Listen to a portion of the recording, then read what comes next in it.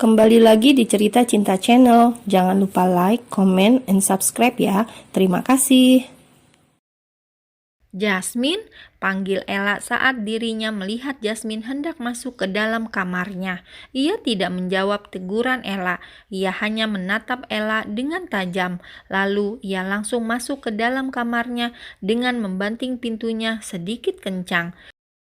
Sementara Ella, ia menatap bingung mengapa wajah Jasmine terluka dan penampilannya terlihat sangat berantakan.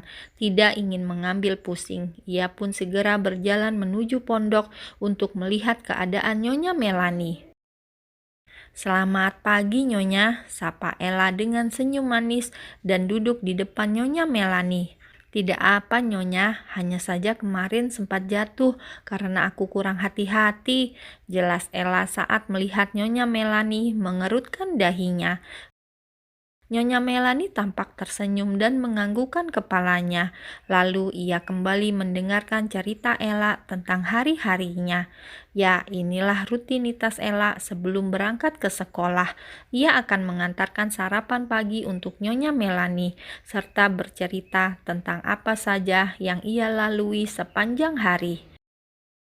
"Nyonya jangan tertawa. Teman Ella yang itu memang sangat aneh," sungut Ella menahan tawa, pura-pura merajuk saat melihat wajah Nyonya Melani tersenyum lebar saat mendengarkan ceritanya tentang Janu yang berubah menjadi Jenny.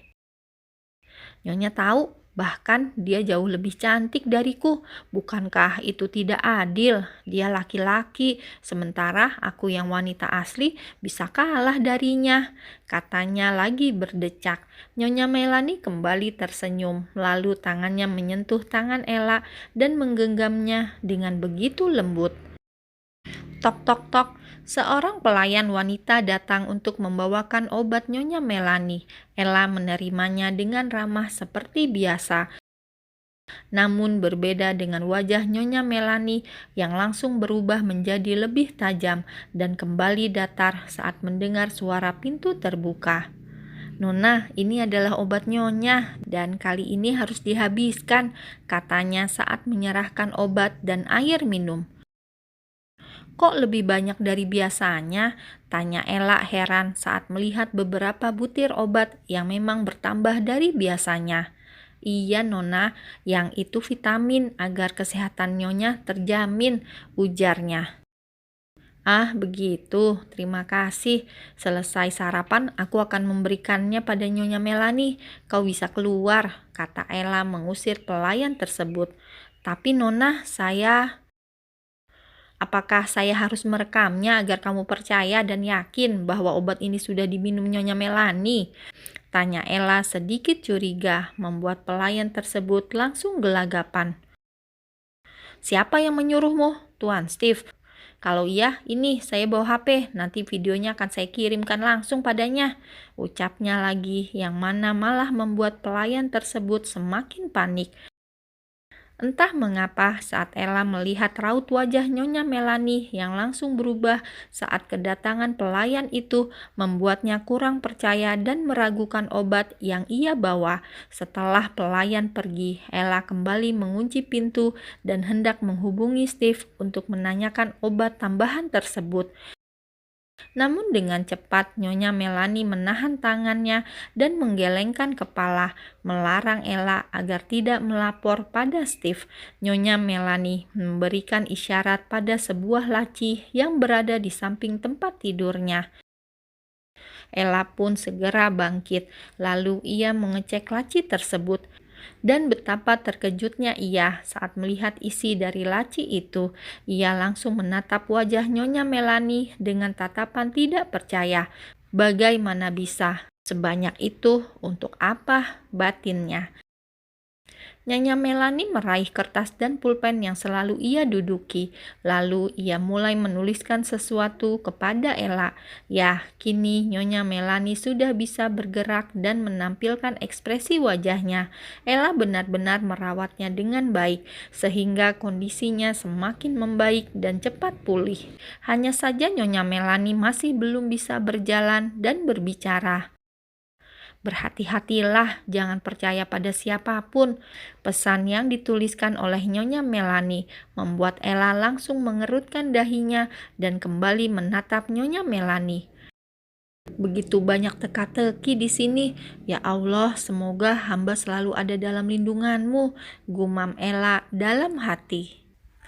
Sepanjang hari, Ella nampak selalu murung. Dari dia berangkat sekolah hingga ia pulang ke rumah, pikirannya masih melayang memikirkan kata-kata Nyonya Melani tadi pagi. "Kamu kenapa sayang? Tanya Steve mengerutkan dahinya saat melihat Ella hanya diam saja sejak tadi. Aku mau menikah," kata Ella dengan cepat. Namun matanya tak menatap kepada Steve. Matanya masih fokus menatap pemandangan luar jendela, sementara tangannya sibuk meremas ujung seragamnya. "Menikah? Kenapa? Dengan siapa?" tanya Steve beruntun. Seketika membuat Ella langsung menatapnya dengan tajam. "Dengan Janu, puas," seru Ella tak habis pikir. Mengapa Steve begitu bodoh dan tidak peka? Tentu saja dirinya ingin menikah dengannya karena cuma dia yang berani menyentuhnya, dan bisa-bisanya ia bertanya dengan siapa dirinya akan menikah. "Apa yang dikatakan mamaku padamu?" tanya Steve dengan raut wajah datarnya, dan lagi-lagi membuat Ella sangat terkejut. Pasalnya ia belum mengatakan apapun pada Steve mengenai Nyonya Melani. Lalu ini seolah Steve sudah mengetahuinya.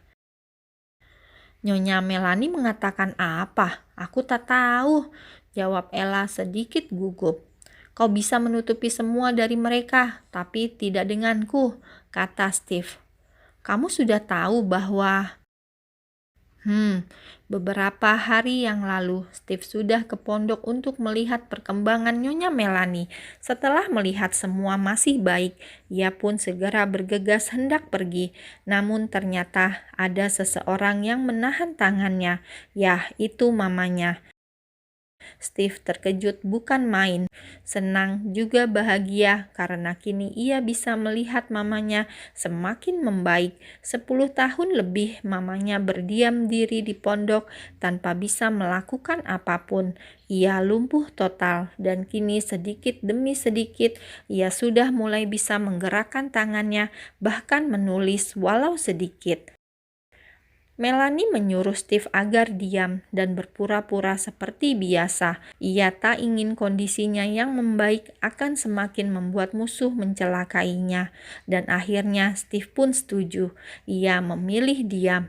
Hanya Steve dan Ella yang mengetahui hal ini, dan juga saat itu Melani juga sempat meminta Steve agar segera menikahi Ella, namun Steve tak menghiraukannya, dan kini tiba-tiba Ella memintanya untuk menikahinya. Sejujurnya Steve tidak terlalu terkejut, karena ia sudah hafal pasti ini keinginan mamanya.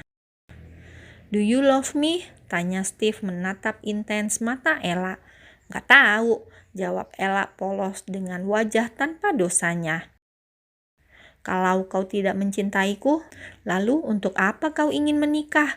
geram Steve menyentil kening Ella. "Au, sakit," rengeknya sambil memanyunkan bibir. "Aku akan menikahimu, tapi tidak untuk saat ini. Dan juga cobalah membuka hati untuk mencintai pria tampan ini," kata Steve mengerlingkan sebelah matanya sambil menyeringai, membuat Ella langsung berdecak. "Kalau aku bilang aku mencintaimu sekarang, apa kau akan menikahiku sekarang?" tanya Ella. "Apakah kau pikir mudah jatuh cinta? Apakah kau pikir menikah juga mudah?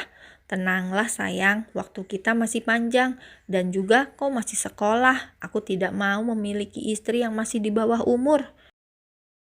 "Kenapa?" "Maybe," jawabnya cuek.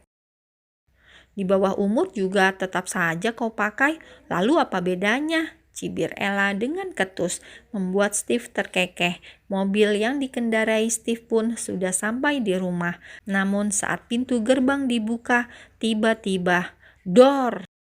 "Shit!" pekik Steve saat hampir tertembak. Ia pun segera mengeluarkan pistolnya yang selalu ia simpan di balik jas.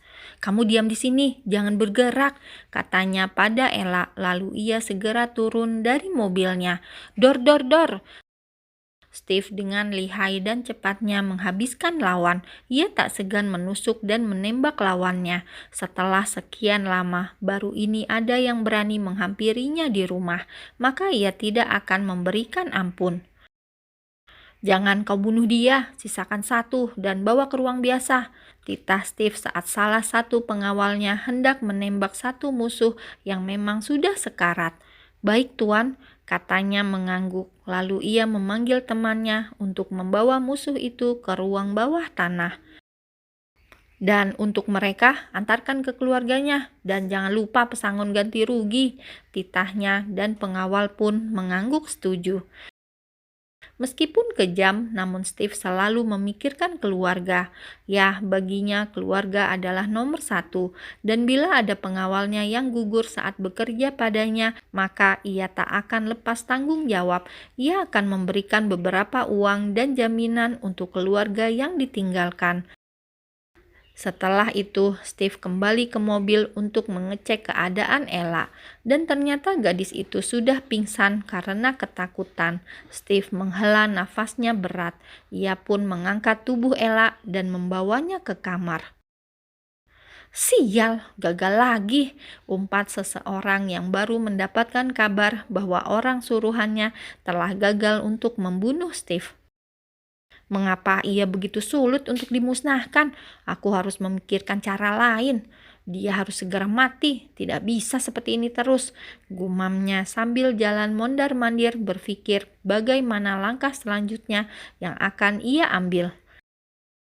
"Tuan, mengapa Anda tidak mencoba untuk menggunakan gadis yang berada di sisi Tuan Steve?" ucap salah satu pengawal setianya, membuat laki-laki itu terdiam dan memikirkan kembali. "Saya melihat bahwa Tuan Steve begitu mencintai gadis itu, dan nampak sepertinya gadis itu juga belum mengetahui kenyataan sebenarnya. Saya yakin saat gadis itu tahu, maka ia akan pergi dan Tuan Steve akan hancur, persis seperti saat ia kehilangan gadisnya yang dulu. Anda tahu bagaimana kelemahan dia. Apakah kau yakin dia sangat mencintai gadis itu, bukan karena sebatas rasa bersalah?" tanya laki-laki itu mengerutkan dahinya. "Saya akan menyelidikinya lagi, tapi yang saya lihat selama ini memang begitu." Perlahan Tuan Steve sudah mulai mengurangi sifat arogannya dan ia bisa menuruti semua kemauan gadis itu. Menarik. Jadi dia sudah melupakan Mawar. Apakah dari rasa bersalah bisa menumbuhkan rasa cinta pada gadis itu? Katanya berdecak dan menyeringai. "Saya rasa begitu, Tuan. Lalu langkah apa yang akan kita ambil saat ini?" "Tunggu dulu, kita diam dulu. Kita berikan mereka waktu sebentar lagi. Setelah mereka sudah terikat dan tidak terpisahkan, maka saatnya kita berikan kejutan pada gadis itu. Tak perlu menggunakan kekerasan, cukup katakan padanya tentang kejadian yang sebenarnya, maka aku yakin dia akan meninggalkan Steve dengan sendirinya. Tanpa kita mengotori tangan kita sudah berhasil menghancurkan Steve. Hahaha." "Baik, Tuan. Lalu apakah kita bisa memberikannya sedikit hadiah pada gadis itu?" "Boleh, kita berikan sedikit hadiah padanya. Kamu kirimkan foto saat mereka bersama dulu. Biarkan dia berpikir sejenak," katanya lagi dengan senyum menyeringai.